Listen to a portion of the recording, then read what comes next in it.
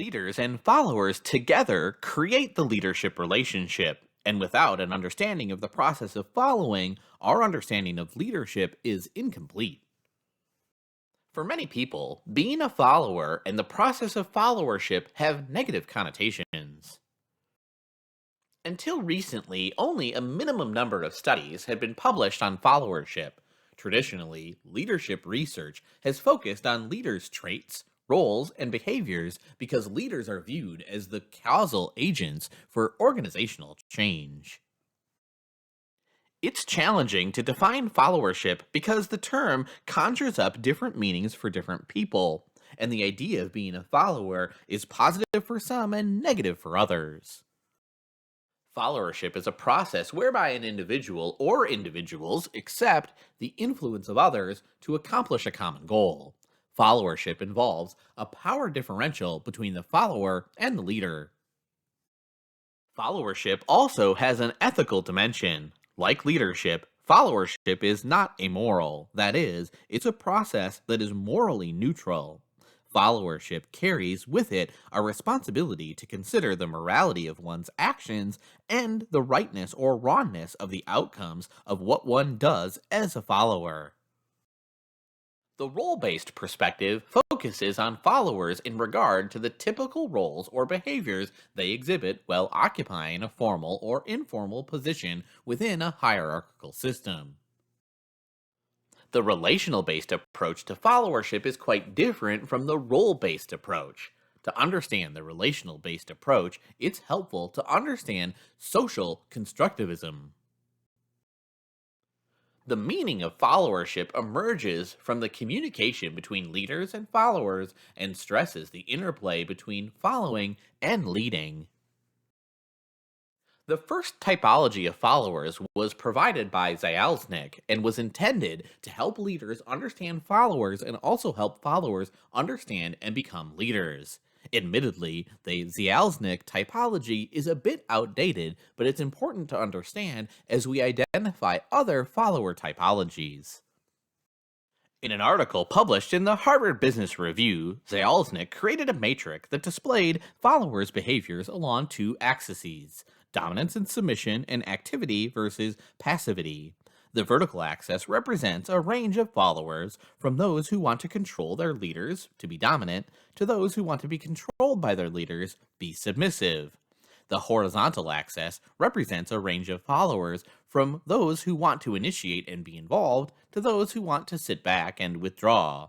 Based on the two axes, the model identifies four types of followers: withdrawn, submission and passivity; masochistic, submissive and active; compulsive, high dominance and passive; and impulsive, high dominance and active.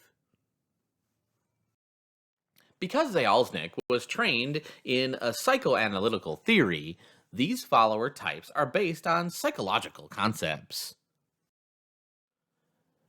Tensions may be unconscious, but can often come to the surface and influence the communication in the leader follower relationship based on these typologies. Kelly's typology is currently the most recognized followership typology. He stresses the importance of studying followers in the leadership process and gave impetus to the development of the field of followership. Kelly believes followers are enormously valuable to organizations and that the power of followers often goes unrecognized.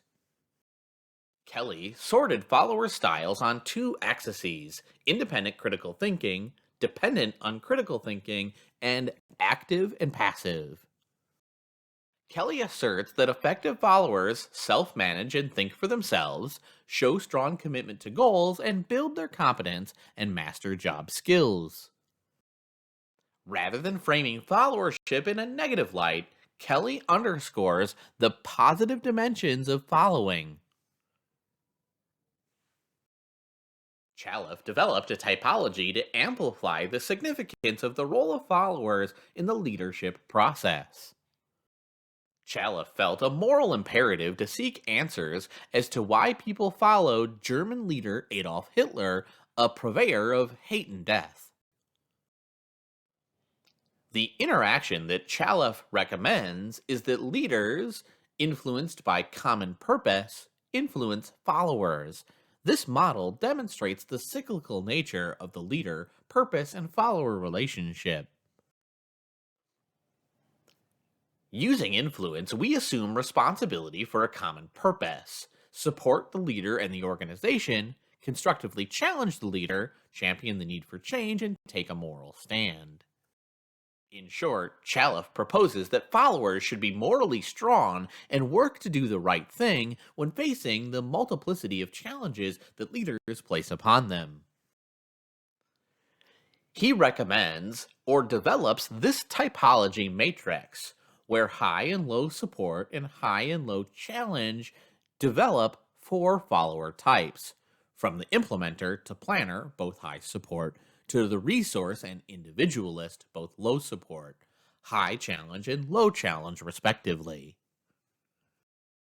Chalif amplified the significance of the role of followers in the leadership process. Kellerman's typology of followers was developed from her experience as a political scientist and her observation about followers in different historical contexts. Kellerman argues that the importance of leaders tends to be overestimated because they generally have more power, authority, and influence, while the importance of followers is underestimated. Kellerman designed a typology that differentiates followers in regard to a single attribute, their level of engagement. Isolates are completely unengaged. They are detached and do not care about their leaders. Isolates who do nothing actually strengthen the influence potential of a leader. Bystanders are observers who do not participate. They're aware of leaders' intentions and actions but deliberately choose not to become involved. Participants are partially engaged individuals who are willing to take a stand on issues, either supporting or opposing a leader. Activists feel strongly about the leader and the leader's policies and are determined to act on their own beliefs.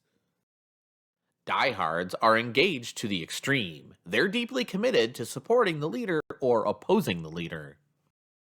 These typologies provide a starting point for research. The first step in building theory is to define the phenomenon under observation, and these typologies are the first step to identifying key followership variables. Second, these typologies highlight the multitude of different ways followers have been characterized. Third, while typologies do not differentiate a definitive list of follower types, there are some commonalities among them. Fourth, the typologies are important because they label individuals engaged in the leadership process. Collectively, these typologies of followership provide a starting point for theory building about followership. Followership comprises characteristics, behaviors, and processes of individuals acting in relation to leaders. First, we identify the constructs, the components or attributes, and variables that comprise the process of followership. Followership characteristics refer to the attributes of followers, such as a follower's traits like confidence, motivations, and the way an individual perceives what it means to be a follower. Followership behaviors are the behaviors of individuals who are in the follower role, that is, the extent to which they obey, defer, or resist the leader. Leadership behaviors are the behaviors of the individuals in the leadership role, such as how the leader influences followers to respond. Finally, followership outcomes are the results that occur based on the followership process. To explain the possible relationships between variables and constructs, two theoretical frameworks emerge: reversing the lens and the leadership co-created process. Reversing the lens is an approach to followership that addresses followers in a manner opposite of the way they've been studied in most prior leadership research. Reversing the lens emphasizes that followers can be change agents. As illustrated here, this approach addresses, first, the impact of followers' characteristics on followers' behaviors, Second, the impact of followers' behaviors on leaders' perception and behavior, and the impact of the leader's perceptions and behavior on followers' behaviors. And third, the impact of both followers and leaders on followership outcomes. Notice that the overriding purpose and theme of the study is the impact of followers on the followership process. The name of this approach almost seems like a misnomer because it implies that it's about leadership rather than followership. The leadership co created process framework conceptualizes followership as a give and take process where one individual's following behaviors interact with another individual's leading behaviors to create leadership and its resulting outcomes. Leading behaviors are influence attempts, that is, using power to have an impact on another. Following behaviors, on the other hand, involve granting power to another, complying, or challenging. Because followership research is in the initial stages of development, the two frameworks, reversing the lens and the leadership co creative process, are initial attempts to create a theory of followership. These perspectives are intended to help organizations understand followers and to help individuals understand the positive facets of being a follower. Perspective 1. When viewed from a less leader centric perspective, leadership can be seen as something that occurs among followers as a result of how they interpret leadership. Perspective 2.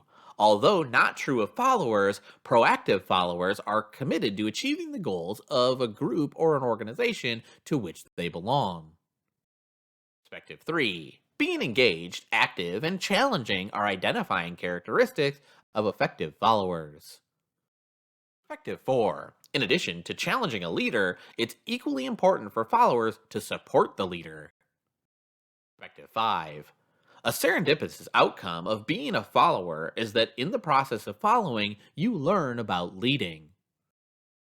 Followership gives individuals the opportunity to view leadership from a position unencumbered from the burdens and responsibilities of being the leader.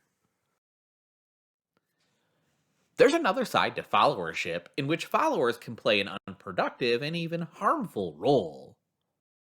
When followers are passive or submissive, their inaction can contribute to unfettered leadership and unintentionally support toxic leaders. Toxic or harmful leaders are leaders who have dysfunctional personal characteristics and engage in numerous destructive behaviors. Unhealthy followership occurs as a result of people's needs to find safety, feel unique, and be included in community. When followers attempt to fulfill these needs, it can create context where unethical and destructive leaders are allowed to thrive. Followership is an area of study still in its infancy. However, it does provide several takeaways that have valuable implications for practicing followership.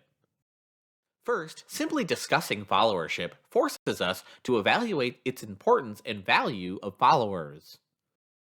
Second, followership is about how individuals accept the influence of others to reach a common goal.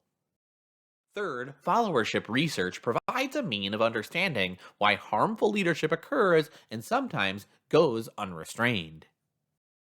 By understanding their own feelings of powerlessness and need for security and community, followers can more easily identify and confront those destructive leaders. The development of followership and how it's been conceptualized by researchers over the past 50 years has several strengths. First, it gives recognition to followership as an integral part of the leadership equation. Second, a focus on followership forces a whole new way for people to think about leadership. In addition, the new followership literature invites us to view leadership as a co constructed process in which followers and leaders share equally.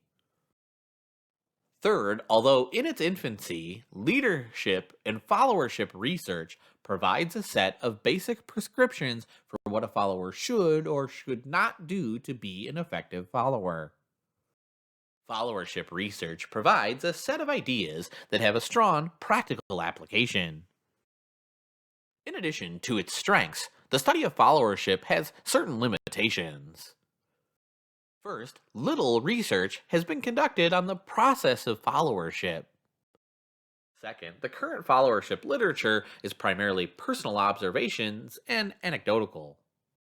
Third, a leader centric orientation that exists in the world may be too ingrained for followership to blossom. And in a leader centric world where followership's primarily purpose is seen as only as important to make leaders leaders, this evolution may take a very long time to come about. Followership is research about understanding how and why followers respond to leaders. First and foremost, the research underscores the importance of followership. It's important as leadership. In addition, the study of followership has implications for organizational training and development. It's not difficult to see how workshops and training in followership could become very important to organizations in the near future. Leadership requires followership, and without understanding of what the act of following entails, it's difficult to fully understand leaders and leadership. Followership is defined as a process whereby an individual or individuals accept the influence of others to accomplish a goal. Early research on followership resulted in a series of typologies that differentiate the roles of followers and the roles they play. Followers get the job done, work in the best interest of the organization's mission, challenge leaders, support the leader, and learn from leaders. In addition to having a positive impact, there's another, darker side of followership. Followers can play an ineffective and even harmful role. On the positive side, most recent literature gives recognition to followership as an integral part of the leadership equation and elevates it considerably, giving it equal footing with leadership. On the negative side, very little methodical research has been done or conducted on the process of followership, which makes it difficult to theorize about followership's role in groups, organizations, and the community. Until more research is done on the intricacies of followership, our understanding of leadership will be incomplete.